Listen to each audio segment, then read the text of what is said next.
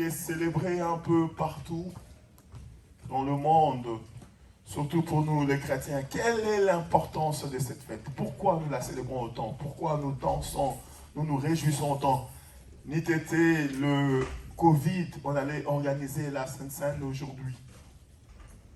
J'ai cherché vaseux moyens, comment on pouvait faire, mais je me suis dit, d'une manière sanitaire, ça ne va pas rentrer. D'ailleurs, je suis en train de réfléchir.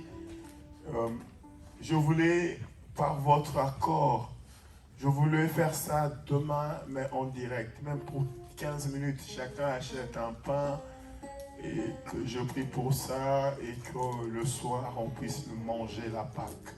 On puisse manger ça chacun chez lui à la maison. Comme ça, c'est un peu, du point de vue sanitaire, un peu mieux pour éviter un peu de contamination. Qui est d'accord pour cette idée? Pour manger la Pâque, la Sainte-Seine demain à la maison? Moi, je suis d'accord. Amen. Et nous allons organiser, la sœur Talita va prendre en charge de tout organiser demain. Yes. Notre prière de 18h, nous la faisons pour la Sainte-Seine. C'est-à-dire que nous aurons le temps de prier. Merci Seigneur. Nous aurons le temps de prier un peu, de recommander, et chacun à la maison. Quand je vais commencer à bénir le pain, chacun prendra le pain à la maison.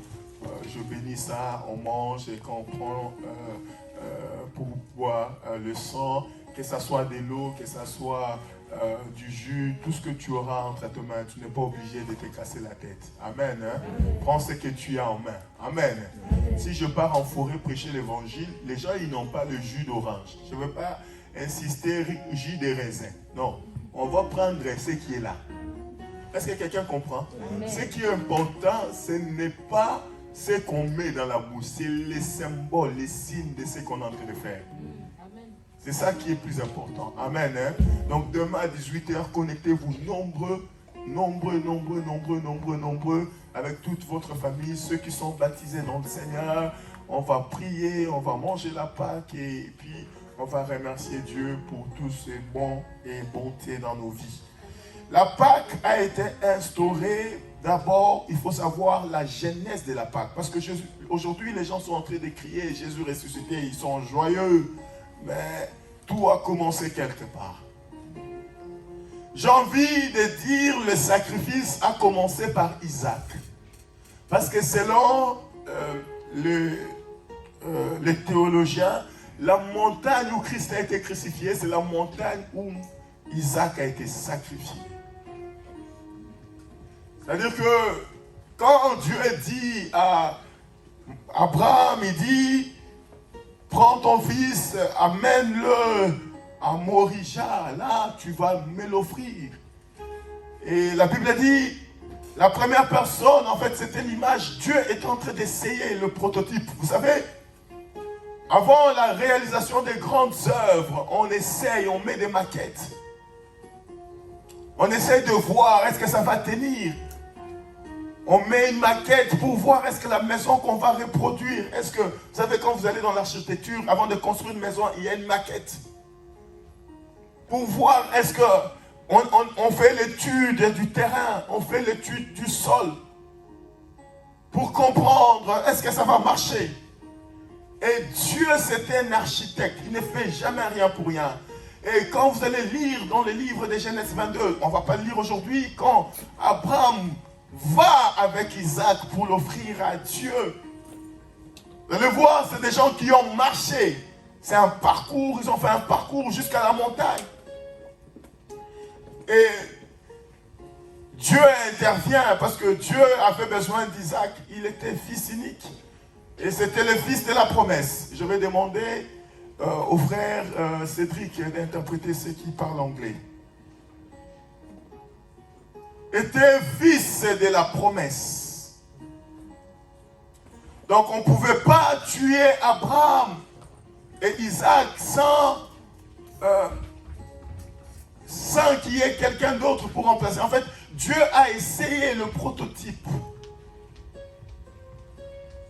Amen. Que ceux qui parlent anglais se regroupent derrière, il y aura une personne qui va interpréter. Il va s'asseoir au milieu de vous.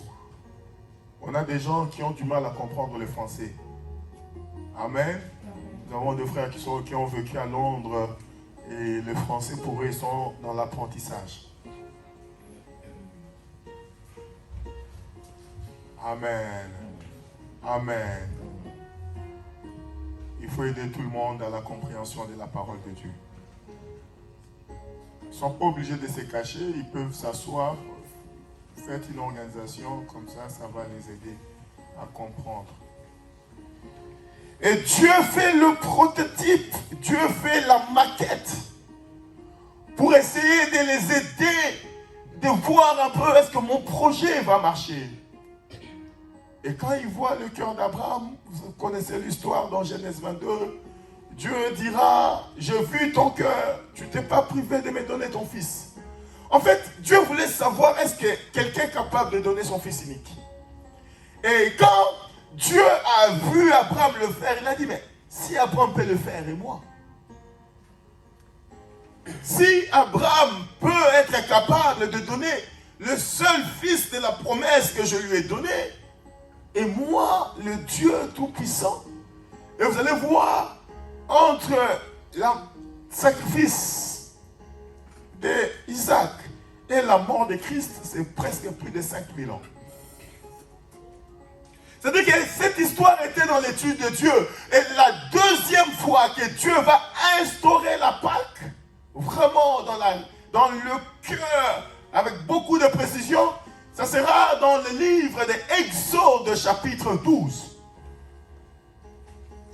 Et vous allez voir que Dieu instaure la Pâque pour une raison. C'est-à-dire que Dieu va instaurer cette fête en quelque sorte pour une raison. J'aimerais qu'on nous lise un peu Exode 12, quand bien même je ne voulais pas qu'on lise. J'ai beaucoup à dire, je pense que je suis obligé de faire la synthèse, sinon je ne m'en sortirai pas. Je ne m'en sortirai pas. Je ne m'en sortirai pas. Aïe, j'aime prêcher malheureusement. Mais je ne m'en sortirai pas avec tout ce que j'ai à dire. C'est la première lecture, Exode chapitre 12. On a pris déjà nos Bibles. Est-ce que tout le monde a pris? Tout le monde a Exode 12? Exode, c'est à côté de Matthieu, c'est ça? Hein? Amen. Amen. Exode, c'est juste quand tu passes Actes des Apôtres. Hein? Amen. Amen. Il faut que l'église puisse avoir la connaissance de la parole. Amen. Hein? On n'est pas là pour voir le show du pasteur, on est là pour écouter Dieu. Ceux qui étaient là hier à l'église, j'ai dit, nous les pasteurs, on a un rôle que deux fois tous ont oublié. Nous, on a juste la porte d'ouvrir on a juste le rôle d'ouvrir la porte aux brebis. C'est les brebis qui entendront la voix du Seigneur et suivront le Seigneur et non nous. Nous sommes juste le portier d'un hôtel. Et celui qui se tient à la porte d'un hôtel, la gentillesse des clients ne lui intéresse pas. Mais lui, il est condamné à être gentil parce que s'il est méchant, on le renvoie de l'hôtel. C'est-à-dire que le pasteur est là pour montrer les gens, là où il y a la voix du Seigneur. C'est tout. Il n'est pas là pour qu'on l'adore. Alléluia. J'ai envie de dire, je ne suis pas là pour que tu portes ma Bible parce que j'ai assez de force. Sauf si je deviens un vieux. Alléluia. Je n'ai rien contre ceux qui le font, chacun sa méthode. Mais moi, je juge que j'ai assez de force. Si je peux conduire ma voiture, alors ma Bible. Alléluia. Moi, j'ai des sacs lourds quand je pars au travail. Je les porte tous. Vous imaginez maintenant si je prenais quelqu'un pour porter encore mes sacs du travail. Ça va être compliqué. Comprends le rôle que tu as. Amen. Tu es plus important que le pasteur. Parce que Jésus-Christ est mort pour toi. Amen. Ce n'est pas moi. Ce n'est même pas le nom d'une église. Ce n'est pas la religion. C'est Jésus-Christ. Le seul Seigneur et Sauveur de ta vie. Est-ce que quelqu'un comprend? Sortez de l'idolâtrie. Sortez de l'idolâtrie. Oh, pourquoi le Seigneur me pousse à dire ça? J'ai envie de dire à une personne, sortez. Si tu as appris qu'il faut porter la Bible du passé, sors de ces choses. Amen. Maintenant, si c'est un vieux papa, tu as pitié de lui, importe alors. Amen. Mais tu y es plus important. Parce que toi et moi, nous cherchons le ciel. De toi et moi, personne n'est entré. de toi et moi, nous fournissons tous les efforts pour y entrer. C'est-à-dire que je ne suis pas plus important parce que Dieu m'a dit de me tenir là. D'ailleurs, malheur à moi si je ne le fais pas parce que je suis un peu condamné à le faire. J'ai été obligé parce que je suis esclave. Quand est-ce que l'esclave devient plus important que le fils ou la fille de la maison? Est-ce que quelqu'un comprend? Je suis qu'un esclave. Je ne peux pas être plus important que la fille ou le fils de la maison. Je suis votre esclave. Je vous dois beaucoup du respect et non le contraire. Est-ce que quelqu'un comprend ce que j'ai dit? Je vous dois beaucoup du respect et non le contraire. Que le Seigneur vous bénisse. On va nous lire dans le livre de Exode 12, verset, on va commencer 4. Exode chapitre 12. Rapidement, Jérémie, parce que j'ai beaucoup de choses à dire. Le verset 4. J'ai lu au nom du Seigneur. Amen. Si la maison est trop peu nombreuse pour un agneau, on le prendra avec son plus proche voisin. Selon le nombre des personnes, vous compterez pour cet agneau d'après ce que chacun peut manger. Le verset 5. Ce sera un agneau sans défaut, mâle, âgé d'un an. Vous pourrez prendre un agneau ou un chevreau. Le verset 6. Vous le garderez jusqu'au 14e jour de ce mois, et toute l'assemblée d'Israël l'immolera entre les deux soirs. On prendra de son sang et on en mettra sur les deux poteaux et sur les linteaux de la porte des maisons où on le mangera. Le verset 8. Cette même nuit, on en mangera la chair rôtie au feu, et on la mangera avec des pains sans levain et des herbes amères. Vous ne le mangerez point à demi-cuit et bouilli dans l'eau, mais il sera rôti au feu avec la tête, les jambes et l'intérieur. Vous n'en laisserez rien jusqu'au matin, et il n'en reste quelque chose le matin, et s'il en reste quelque chose le matin, vous le brûlerez au feu. Le verset 11. Quand vous le mangerez, vous aurez vos reins sains, vos souliers aux pieds et votre bâton à la main, et vous le mangerez à la hâte. C'est la Pâque de l'Éternel. Amen. C'est la Pâque de l'Éternel. Mettons-nous. Lui va rester là. Et je vais parler de quelques vérités ici. Et puis je vais passer sur la Pâque. Je suis en train de vous montrer un peu d'où ça vient jusqu'à arriver à Jésus-Christ. La Bible dit ici, Dieu est en train d'instaurer la Pâque. Il dit, vous prendrez l'agneau que vous brûlerez au feu. Sauf que cet agneau a une particularité. Vous le brûlerez avec tout. C'est-à-dire que vous n'allez pas commencer à prendre les entrailles, vous mettez de côté. Non, il gardera ses entrailles. Vous le brûlerez, vous le mangerez à la hâte. C'est un agneau qui se mange à la hâte. Et vous le mangerez avec la ceinture à la taille, vous le mangerez avec du sandal au pied, vous le mangerez avec bâton à la main. Je ne rentre pas là parce que c'est encore de mystère. Je ne veux pas rentrer là, sinon je ne m'en sors pas. Pourtant, je vais développer ça, mais je ne peux pas rentrer là, je ne veux pas m'en sortir. Vous mangerez avec la ceinture à la taille. La ceinture à la taille. La ceinture à la taille. J'ai envie de dire, la Pâque que nous célébrons doit être célébrée dans la vérité. Est-ce que quelqu'un comprend ce que je dis? Ayez à vos reins la ceinture de la vérité. La Pâque ne se célèbre pas dans l'hypocrisie et dans le mensonge.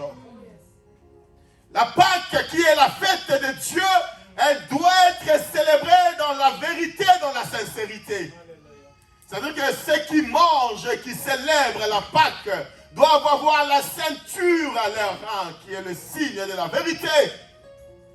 Pourquoi la Pâque n'a plus d'effet? Parce que les gens mangent la Pâque sans la ceinture. Oh! Les gens célèbrent la Pâque sans la ceinture, c'est-à-dire que sans la vérité. Les gens célèbrent la Pâque dans le mensonge dans le monde, pensant que la Pâque c'est quelque chose que les gens ont instauré. Non, mais la Pâque c'est instauré par Dieu lui-même.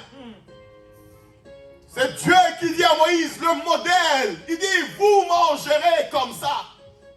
J'ai envie de dire, c'est un repas qui se mange selon un modèle de Dieu.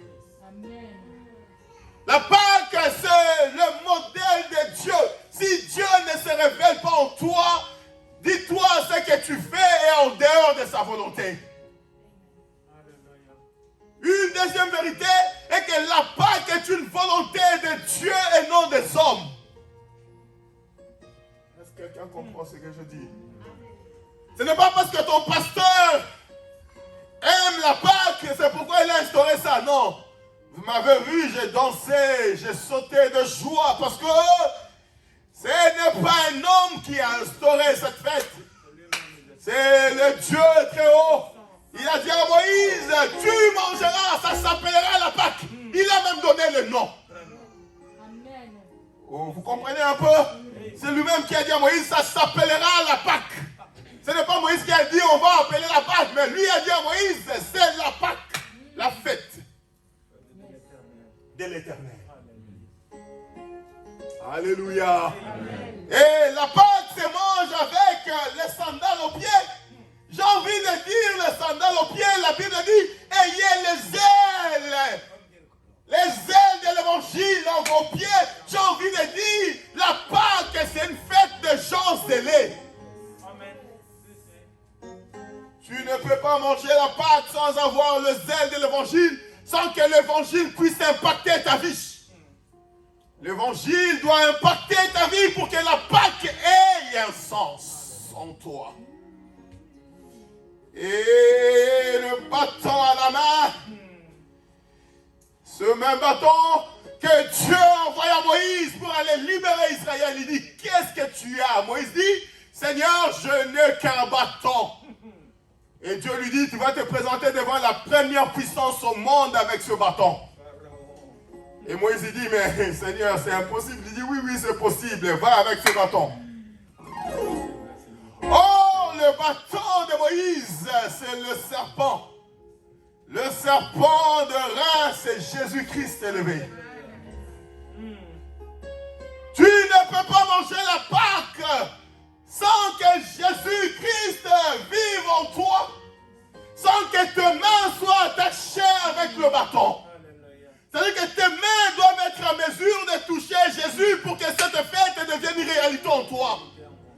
C'est-à-dire que lorsque tu touches Jésus, c'est là que la Pâque a le sens, parce que Jésus est le serpent, le véritable serpent de Reims. Ça, je ne veux pas rentrer parce qu'il y a une profondeur et de mystère à l'intérieur, sinon je ne m'en sortirai pas. La Pâque, continue. Et pourquoi Dieu instaure la Pâque? J'ai envie de te dire, c'est pour la même raison qu'il a instauré cette fête, c'était pour préparer un événement. Un événement qui allait bouleverser pas seulement le juif, mais qui allait bouleverser l'histoire de l'humanité. Comme j'ai dit, comme un bon architecte, avant de faire quelque chose, il essaye de maquette, de prototype, pour voir jusqu'où ça peut marcher. Continue dans ta lecture. Le verset 12. Cette nuit-là, je passerai dans le pays d'Égypte. Eh oh! Pendant que je méditais la parole, j'avais envie de parler sur les 4, voire même les 5 G de Dieu. La Bible dit, pendant que vous allez manger la Pâque, il dit, vous prendrez le sang. Ça veut dire qu'il n'y a pas de sens à la Pâque s'il n'y a pas la crucifixion. La résurrection sans la crucifixion n'a pas de sens. Quelqu'un ne m'a pas compris. La résurrection de Jésus sans la crucifixion n'a pas de sens. Avant de parler de la résurrection, il faut parler de la crucifixion. L'agneau doit d'abord être immolé. Tu dois d'abord le manger avant que cet agneau que tu as mangé ressuscite en toi. Personne n'a compris. C'est-à-dire qu'on ne peut pas parler de la résurrection si on n'a pas encore mangé. Et pour manger, il faut qu'il y ait la mort. Et la mort se constate à la croix. La Pâque a des sens qu'après avoir mangé l'agneau de Dieu. Quelqu'un ne me comprend pas.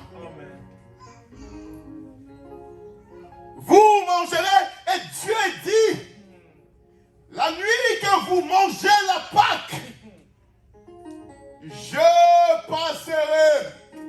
J'ai envie de dire, quand la Pâque est réelle dans ta vie, la nuit Dieu passe.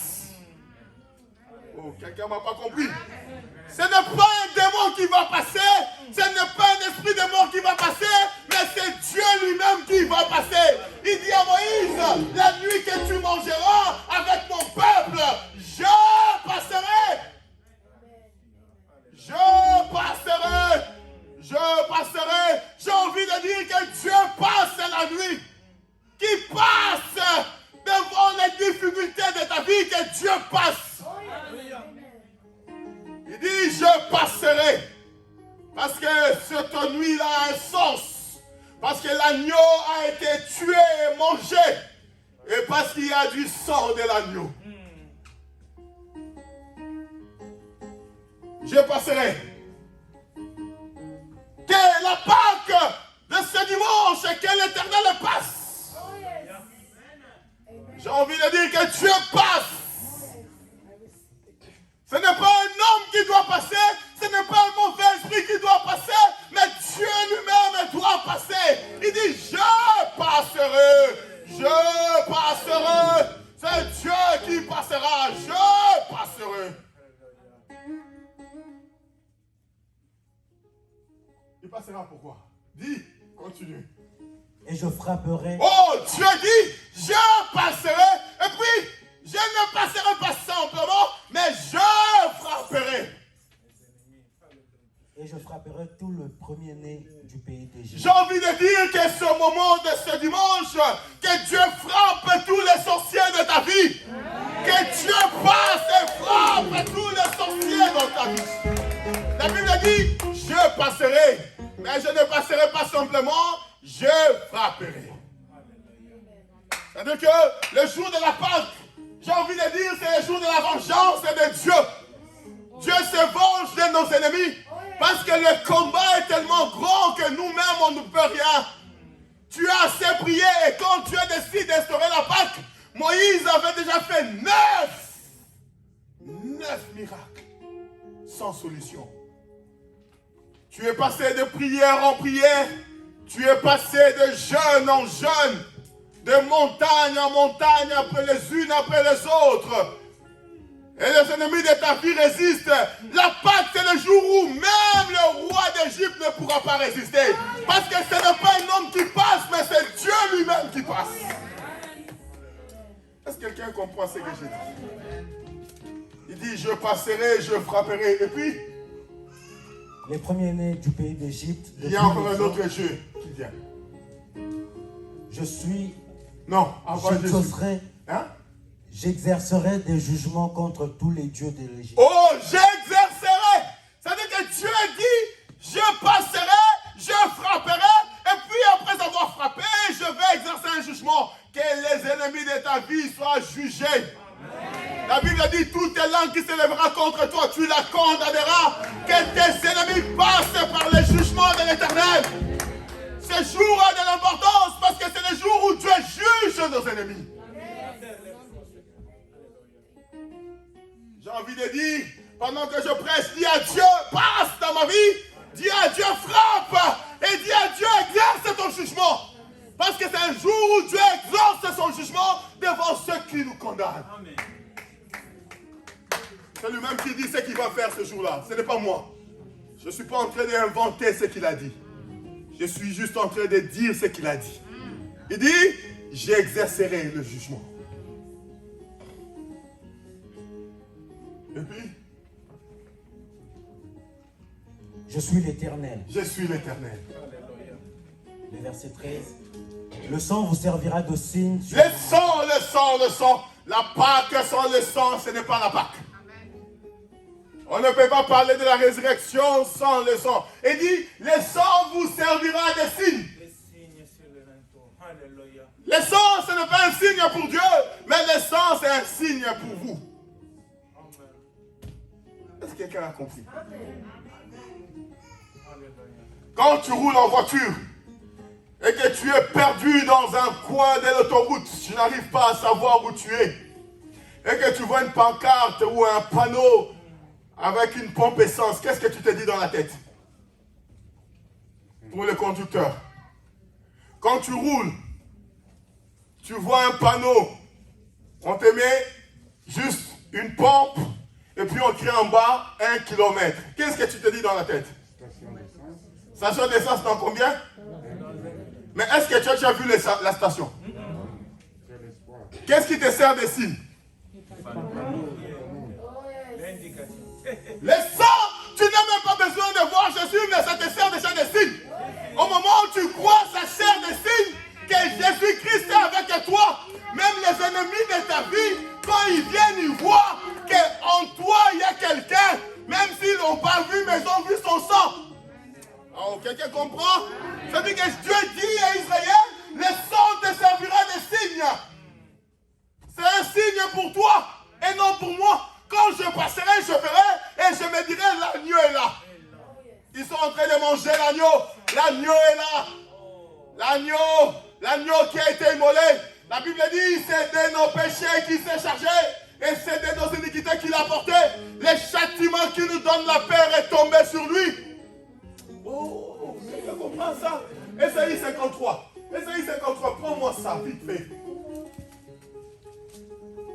Ésaïe chapitre 53. Hein? Qui a cru à ce qui nous a été annoncé? Qui a cru à ce qui nous a été annoncé? Qui a reconnu le bras de l'Éternel? Qui a reconnu le bras de l'Éternel? Il dit, je passerai, mon bras passera. Qui a reconnu ce bras? Continue. Il s'est élevé devant lui comme une faible plante, comme un rejeton qui sort d'une terre desséchée. Il n'avait ni beauté ni éclat pour attirer nos regards. Et son aspect n'avait rien pour nous plaire. Méprisé et abandonné des hommes. Yes! Homme de douleur et habitué à la souffrance. Homme de douleur, habitué à la souffrance. J'ai besoin de deux jeunes. Venez vite, mes jeunes. Venez, vous connaissez déjà. C'est pourquoi vous sapez déjà le dimanche. Venez, venez, on se connaît. Parce que la prédication sans vous, ça passe pas. Hey! Rabi. Ah, merci Catherine. Ça va. Toi, ça représente femme africaine. Amen. Que Dieu te bénisse. La Bible dit, qui a cru à ce qui nous a été annoncé? Dieu est en train de parler à Moïse. Des fois, les gens, ils peuvent ou ne pas croire. Qui a reconnu la voix de l'Éternel? La Bible dit, méprisé et abandonné de tous. C'est-à-dire que la voix de l'Éternel qui a été méprisée, elle c'est Jésus. Elle est méprisée, cette voix est abandonnée de tous. La Bible l'appelle homme de douleur et habitué à la souffrance. C'est-à-dire qu'elle n'a pas qu'à le sens si cet homme porte une douleur. Oh, quelqu'un comprend ce que j'ai dit? Tu ne peux pas parler de la résurrection si cet homme n'a pas encore porté les douleurs. Et la Bible dit, homme de douleur, cet homme est habitué à la souffrance. On le décrit. Écoutez une description. Semblable à celui dont on détourne le visage. Maintenant, cet homme de douleur, lui, elle a besoin de cet homme de douleur. Sauf que, comme on le méprise, au lieu de regarder cet homme de douleur, elle détourne le visage. Oui. Nous l'avons dédaigné. Ah. Et nous n'avons fait de lui aucun cas. C'est-à-dire que elle marche, mais elle est en train de dédaigner celui qui porte tout le poids. Ça, c'est le péché de ta vie. Ça, c'est la malédiction de ta famille. Ça, c'est le blocage de ta vie. C'est tellement lourd que le célibat est venu se rajouter sur toi. Amen. On va mettre le célibat. C'est tellement dur que le célibat est venu se rajouter sur toi. Et comme si ça ne suffisait pas dans toute ta vie, il y a des gens qui prennent le plaisir de mettre des embûches devant toi. Ça, c'est notre vie. Ça, c'est la condamnation. Ça, c'est ce que les gens ont parlé contre nous. Maintenant, cet homme, là où il était au ciel, il s'est dit, comment on peut marcher et vivre comme ça? Lui, cet homme a pitié de cette femme. Parce qu'en regardant, elle trouve que cette femme, elle est méprisée. Et que la vie ne peut pas avancer. Sans se rendre compte, comme elle marchait, cet homme a récupéré ça. Il a récupéré, il a porté. Et sans se rendre compte, il a envoyé Michael devant pour que Michael puisse enlever la barrière qui était devant. Et Michael est venu devant, il a enlevé. Et sans se rendre compte, cette femme qui détourne le visage à cet homme qui veut le sauver, sans se rendre compte à cause du poids de la vie, il récupère le péché. Et en marchant, elle avance et c'est un peu légère, il récupère la malédiction familiale. Et en marchant, il se sent un peu, il récupère. Sauf que, elle n'est pas seule, c'est des milliards d'individus. Ce n'est pas seulement une génération, c'est la génération qu'il a trouvée, c'est la génération passée, et c'est la génération qui n'est pas encore là. Il est en train de porter le poids de tous. Et la Bible dit, homme de douleur. Mais pourtant, la douleur qu'il est en train de porter, ce n'est pas sa douleur. La douleur qu'il est en train de porter, c'est sa douleur, c'est ma douleur, c'est notre douleur. Mais sauf que lui qui porte ces choses, nous, on ne les regarde pas. On détourne nos visages. Parce que ce qu'on veut, c'est juste être libre. Mais celui qui a porté tout pour que nous soyons libres, on s'en fout. C'est-à-dire qu'il n'est pas important. Mais écoutez ce que la Bible dit de lui.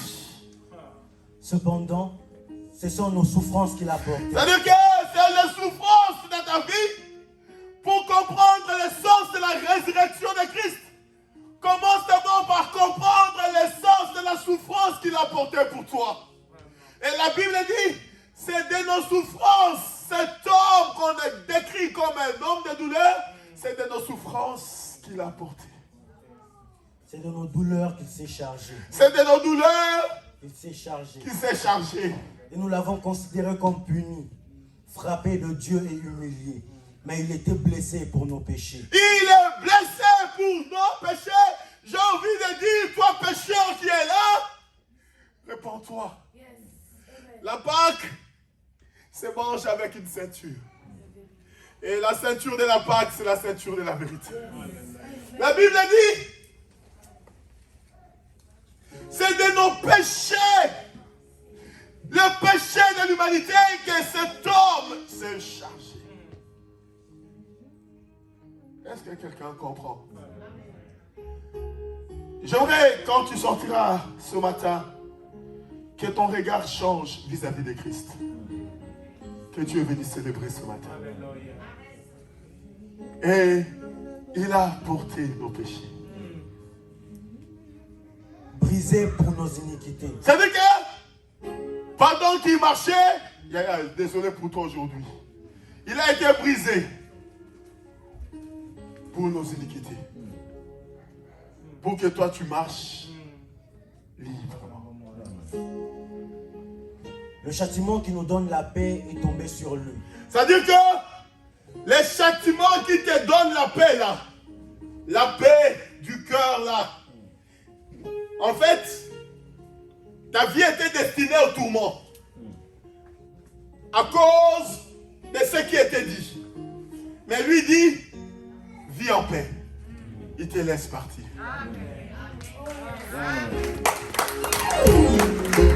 Et maintenant, il prend tous les châtiments, il porte sur lui. Et il dit à Dieu, quand tu passeras la nuit pour apporter ton jugement, quand tu passeras la nuit pour frapper, souviens-toi de tout ce que j'ai porté. Souviens-toi parce que ceux qui auront les signes de mon sang, c'est parce que j'ai pris leur souffrance sur moi. Bien-aimé, j'ai envie de te dire, Jésus-Christ qui est ressuscité aujourd'hui, t'a sauvé la vie. Amen. Amen. Oh yes. Donne-moi mes produits. Est-ce que quelqu'un comprend? Amen. C'est-à-dire que Jésus-Christ, qui est ressuscité aujourd'hui, t'a sauvé la vie parce que sans le Christ méprisé, sans le Christ tué à la croix, sans le Christ tourmenté, frappé, ta vie n'aurait pas ce sens. Oh yes. Amen. Imagine-toi que tu l'as dans ta vie, mais le diable te poursuit. À combien plus forte raison si tu ne l'avais pas? Est-ce que quelqu'un comprend ce que je dis? Tu l'as dans ta vie. La Bible dit, mes jeunes, revenez. Revenez. Cette fois-ci, j'ai besoin d'un troisième ou d'une troisième. Grâce, viens. Viens ici. Toi, tu représentes l'humanité. Toi, on change de rôle. Tu représentes le diable. Et toi, tu représentes Jésus. La Bible dit, au départ, à cause de ta désobéissance, le diable est venu t'acheter. C'est-à-dire que, en devenant esclave de ton maître, tu ne peux plus bouger. Maintenant, tu as envie de t'épanouir. Tu as envie de réussir dans ta vie ou dans tes études. Mais ton maître veut te garder comme cultivateur chez lui.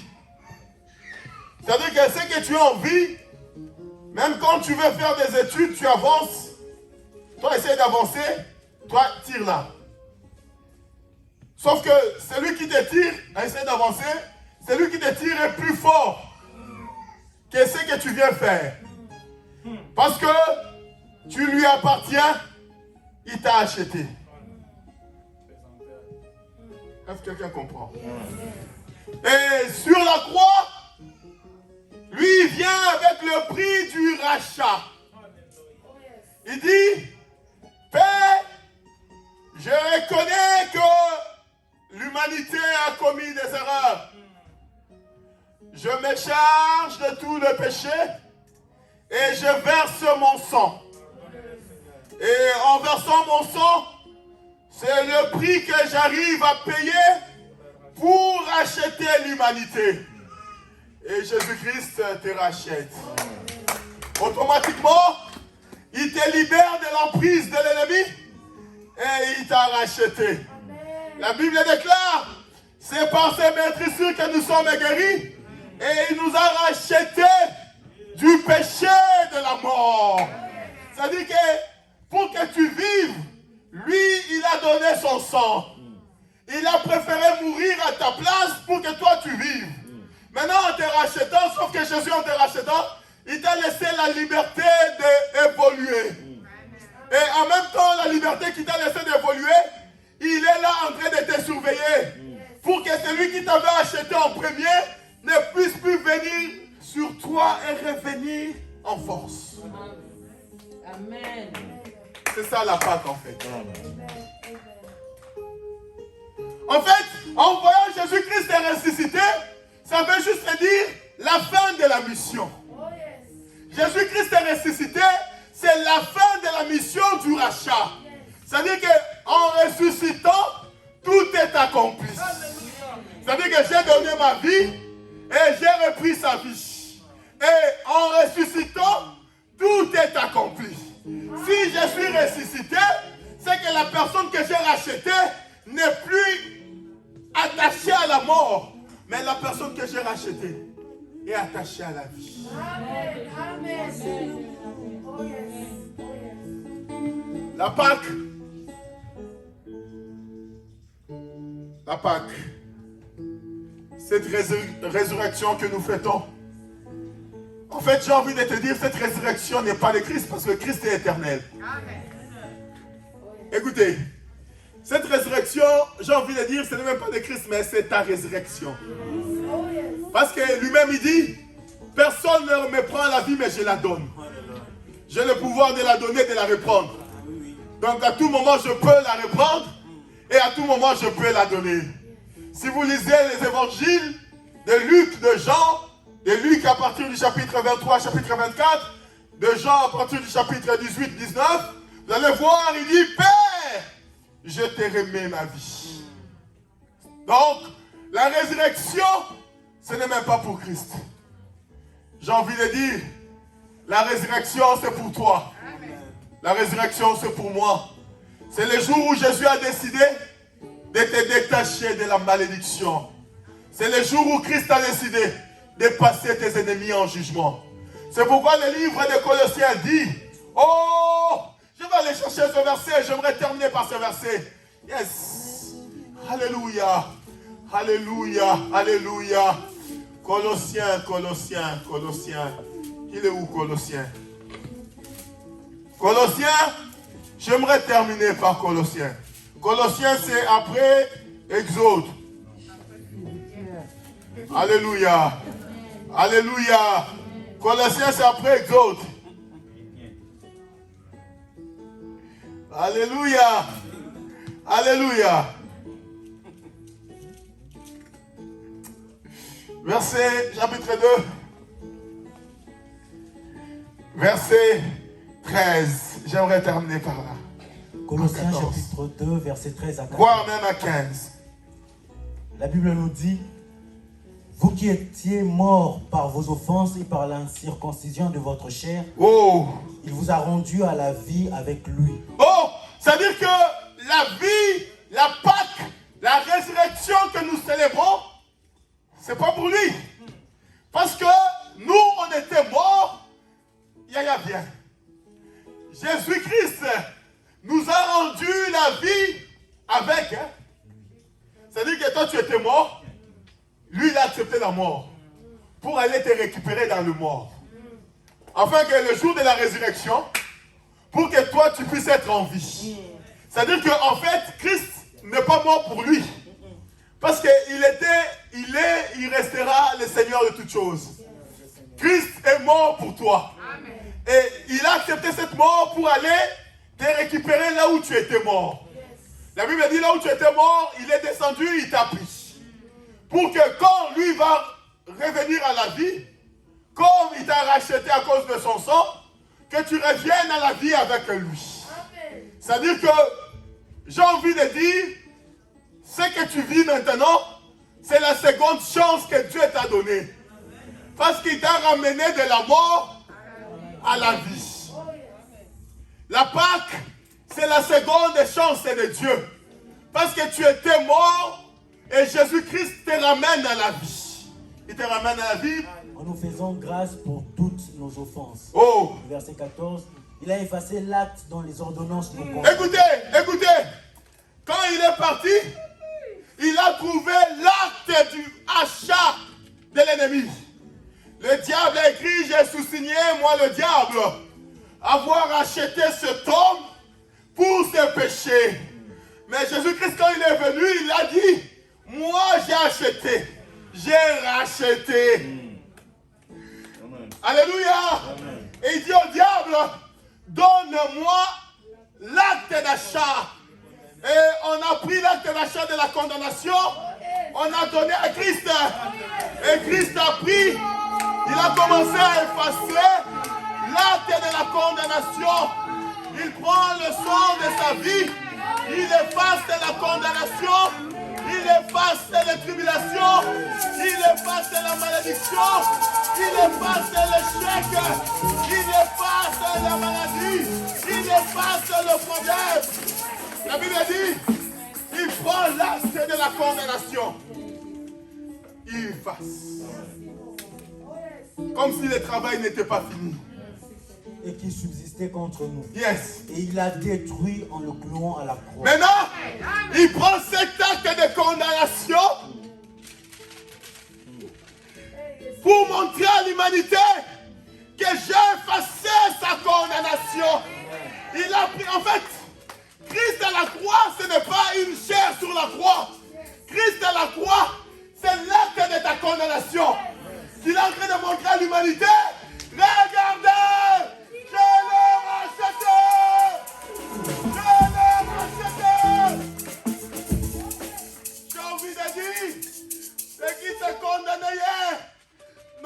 le droit de te condamner.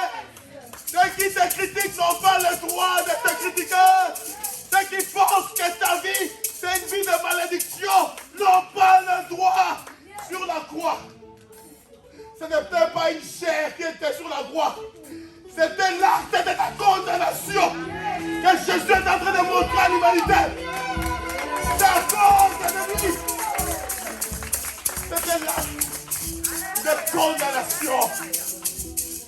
Personne ne peut te condamner. Même le grand sorcier de ta famille n'a plus le pouvoir. Même si tu sors d'une famille où on a pratiqué la sorcellerie, cette sorcellerie n'a pas de pouvoir sur toi. Parce que sur la croix, Christ a cloué. Il a cloué l'acte de la condamnation.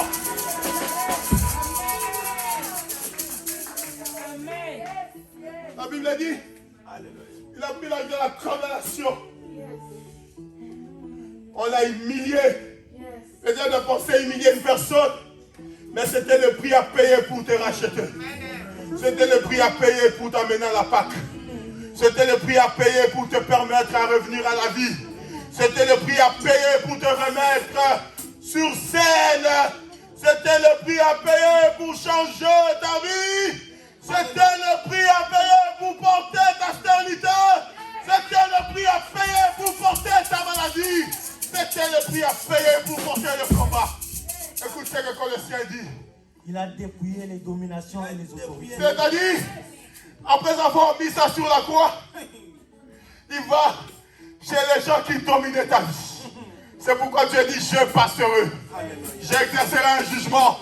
Je frapperai. Et sur la croix, Christ a fait la même chose. Il est parti. Il a commencé à dépouiller ce qui t'est retenu. Les dominations qui étaient sur toi. Laissez-la libre. Laissez-la libre. Laissez-la libre. Vous n'avez plus affaire avec lui. Vous avez affaire avec moi. Si vous devez réclamer la vie, c'est vers moi que vous devez venir. Elle n'a plus de problème avec vous. Vous avez affaire avec moi. Il les a dépouillés sur la croix. Quelle est cette domination qui te tient? Qui est cet oncle? Qui est cette tante? Qui est ce sorcier? Qui est ce marabout? Quel est cet esprit qui te retient? Christ les a dépouillés! Il les a dépouillés sur la croix.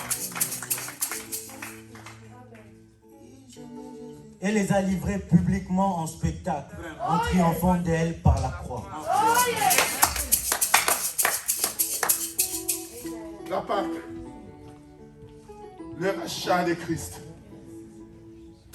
il nous a rachetés et il nous a ramenés à la mort. J'aimerais clôturer par cette citation de la Bible qui dit: il n'y a plus de condamnation. Oh! Yaya, viens. Yaya, désolé, viens. Yaya, viens aussi. Moi, je suis le bourreau. Je l'amène à la condamnation. Elle est le Christ.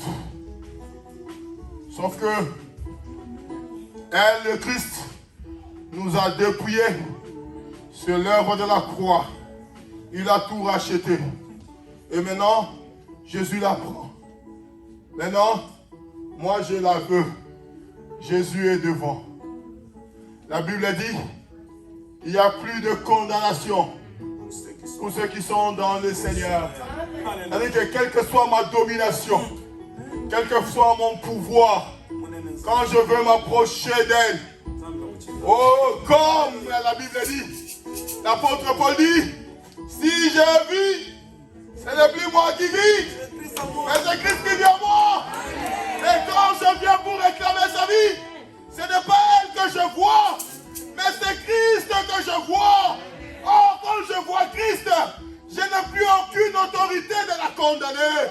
Parce que mon regard ne la voit plus. Et le sang de Christ étouffe la voix de mes ennemis.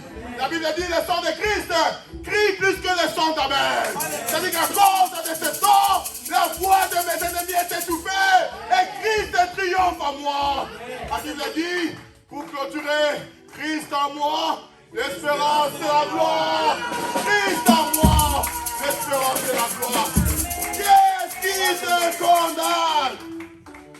Quel est ce lien qui te condamne? J'ai une bonne nouvelle. Il y a la Pâque pour toi. Jésus-Christ est ressuscité. Jésus-Christ ressuscité. Jésus-Christ est ressuscité. Va au-delà de la condamnation de ta famille. Jésus-Christ est ressuscité. Va au-delà de ceux qui condamnent. Sois dans la joie ce matin. C'est ton jour. C'est le jour de ta maison. C'est le jour de la maison. La condamnation tombe au nom de... Que les ennemis de ta vie tombent au nom de... Que ceux qui t'entourent tombent au nom de... Oh yes. Je déclare en tant qu'homme de Dieu que seul de lui, que l'Éternel exerce son jugement devant ceux qui nous entourent, ceux qui veulent notre vie, que Dieu exerce son jugement sur eux, que Dieu exerce le jugement sur tes ennemis. Il n'y a plus de condamnation, c'est la Pâque de l'Éternel. Jésus est ressuscité, la résurrection, écoutez-moi, la résurrection a des sens. Que quand tu es libre, la résurrection a des sens. Que quand tu es libre, la résurrection a des sens. Que quand tu es libre.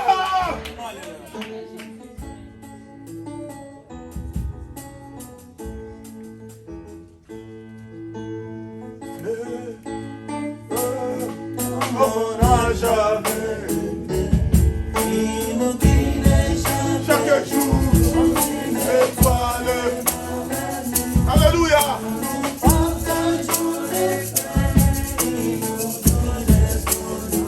Alléluia. Le pain de l'amitié, le pain de Dieu. C'est mon corps, Yahweh béni de manger. C'est mon sang, Yahweh béni.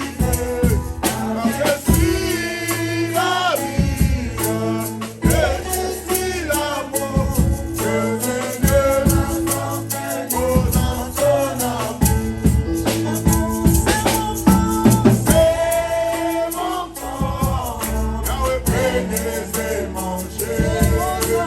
C'est mon sang, Yahweh béni vivre.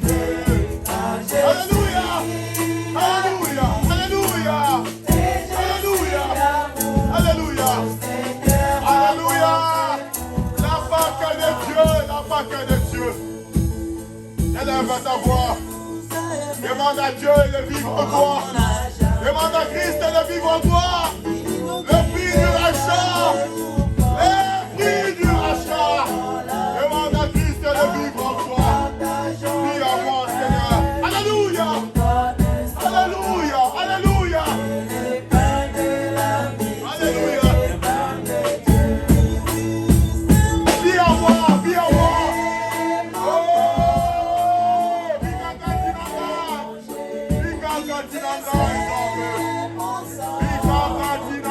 Yahweh. Vika Katinanga. La moya boyo, Vika Katinanga, Yahweh. Vika Katinanga. Alléluia.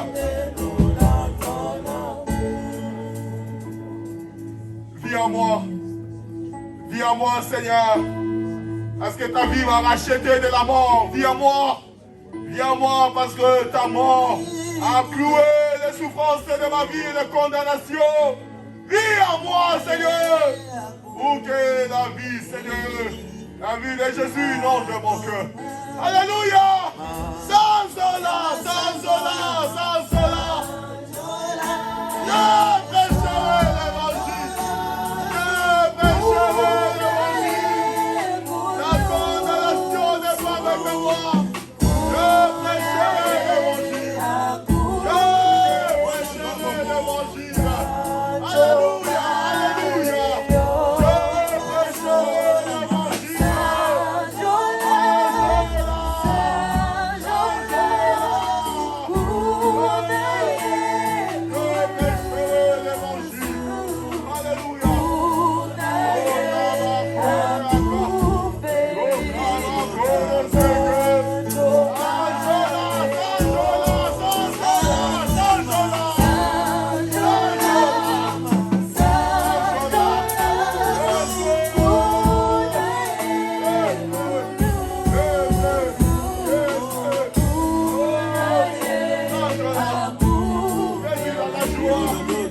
Jésus a ressuscité.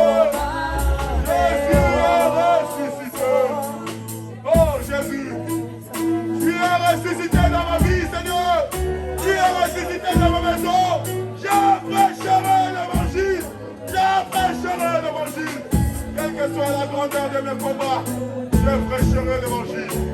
Au nom de Jésus, je prêcherai l'évangile. Saint Jonas.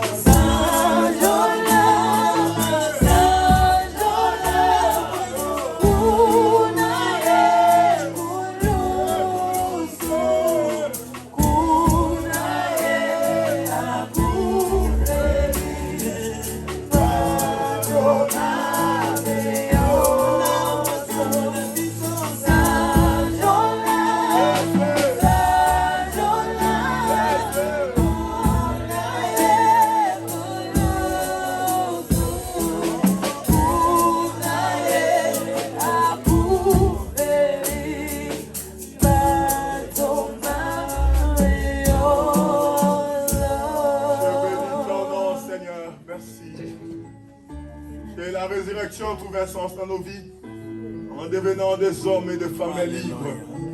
Et que la vie de Christ coule à nous. Parce que le sang du rachat est plus grand que les condamnations de ce monde. Au nom de Jésus.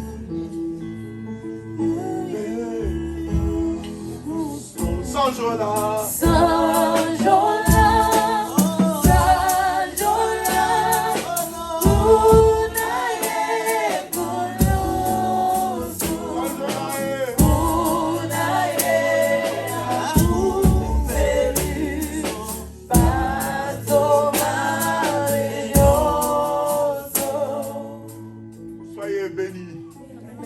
Soyez libres.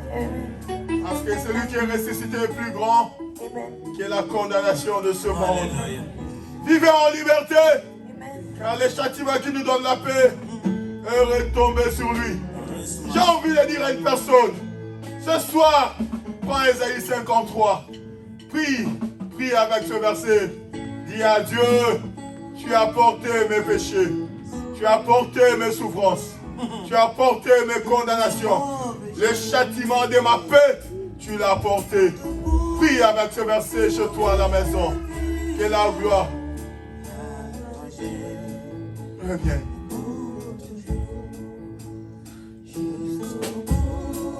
Je veux te suivre dans les bons et mauvais jours.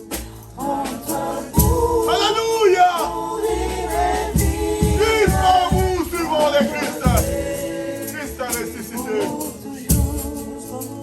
Jusqu'au bout, je vais te suivre dans les bons et mauvais jours. En toi pour mourir et vivre. En toi Jésus pour toujours.